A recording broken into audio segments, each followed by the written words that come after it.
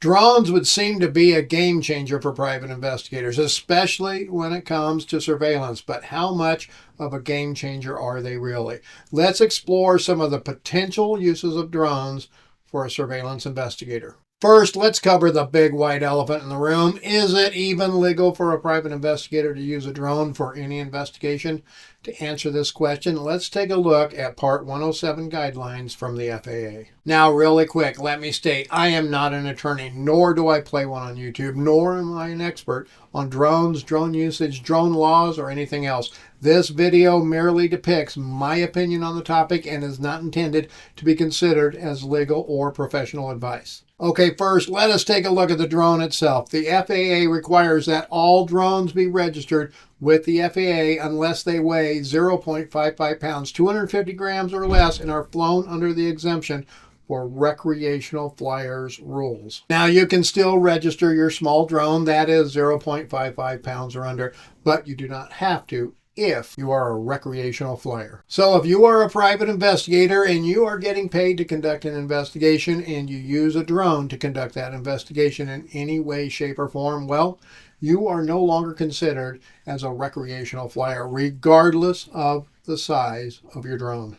Registration costs for drones, by the way, is minimal. I believe it costs about $5 to register a drone. Registration is also valid for 3 years, and registration is not transferable. This video is sponsored by OREP Insurance and Working PI Magazine. OREP is a leading provider of private investigator liability insurance. Visit orep.org for a quote today. There are rules, too, that apply to all recreational flyers, regardless of whether the drone has to be registered or not. The first rule is that they only fly for recreational purposes.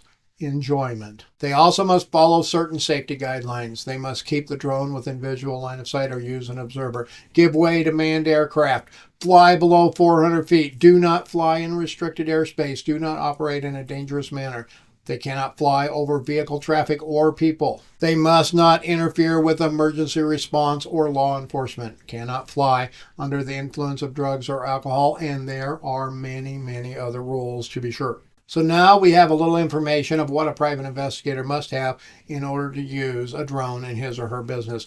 Registering their drones is a must regardless of size.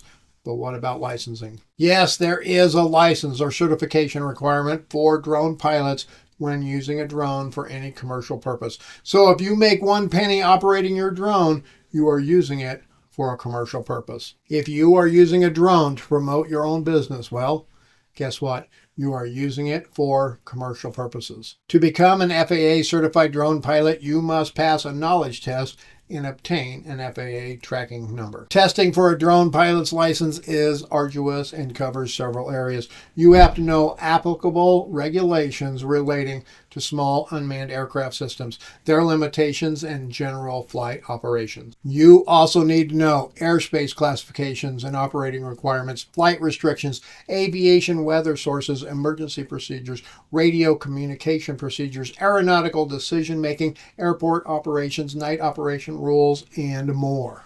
Basically, you need to know almost as much as a regular pilot needs to know to get certified to fly, and rightfully so, as you could be flying your drone in the same airspace as any other aircraft. But just because you have an FAA certification to fly your now FAA registered drone, can you use it for surveillance?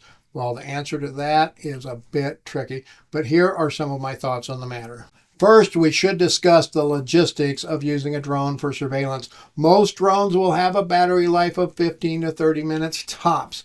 That is from engine startup to engine shutdown, not necessarily flight time. On the average, that is going to be about 20 minutes total battery life. So even if you could use it to conduct surveillance, you would have to have a safe place to take off from, then fly to where you can observe your surveillance target safely, and you could maybe stay there for 10 to 15 minutes before you had to bring the drone back and change the battery. So to do 1 hour of actual surveillance at best, you would need to have 4 or 5 batteries, and you would have periods of time, 5 to 10 minutes, where you had no eyes on the target when you're taking off and going en route, or returning and landing to change the battery. Oh yeah, on most drones, you also should not just take off a battery after flight and charge it. You need to let it cool down before charging, and charging itself can take 1 to 3 hours, thus the need for many extra batteries. So from a practical standpoint, using a drone for stationary surveillance would not be a good option, just from the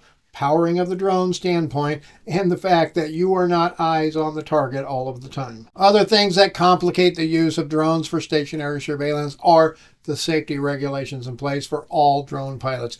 You first have to be able to see the drone at all times. That is, eyes on the drone. Think of any residential area. You will not fly very far before you no longer have eyes on the drone. Then there are the restrictions of where you can fly, or should I say, where you cannot fly. You cannot fly over vehicle traffic. So just about any roadway is pretty much off limits. You cannot fly over people. So, well, how much restriction does that place on you? Now, given all of the restrictions, here is a more complicated thought. What happens in court when the other side walks through every restriction of your pilot certification, and there are hundreds of them, and asks you to tell the court how you ensured you met each guideline? If they catch you in just one area of noncompliance, there is a good chance your video gets disallowed as well. You could face charges from the FAA regarding improper usage, and you could lose your pilot's license. Now, I see a lot of comments from people about just using a drone to see inside someone's house or apartment, through a window, or over a fence, in a backyard, in other places.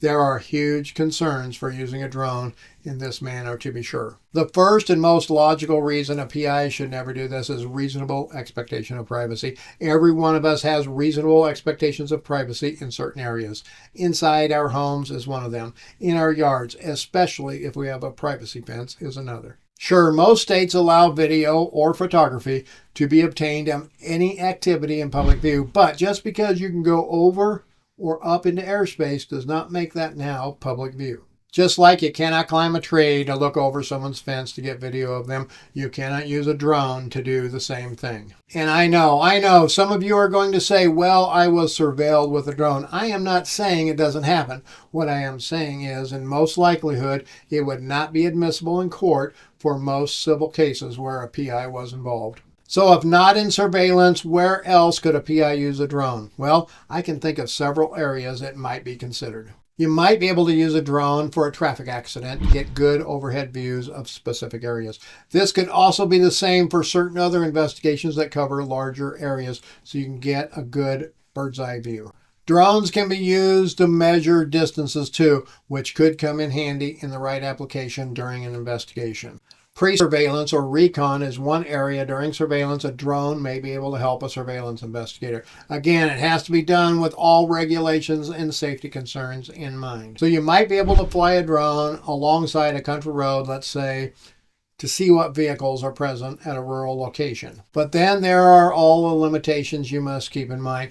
Battery life is a huge issue to keep in mind. Sure, a drone can go fast, but even taking off and going, let's say, a mile and coming back, you would be pushing a drone's battery life to the limit in most cases. Then there is the huge issue of detectability. Drones are very easy to see and especially to hear. Even at 400 feet up, a drone is easy to hear in most cases. Drones are great for a lot of things, folks, but being quiet is not something they specialize in. Obviously, the rights to privacy come into play a lot. There are more and more state regulations, too, that come into play. Not only must you know and abide by all of the federal laws, you must also know and abide all of your state laws. And now there are even cities that are putting laws into place furthering the restrictions of drone usage.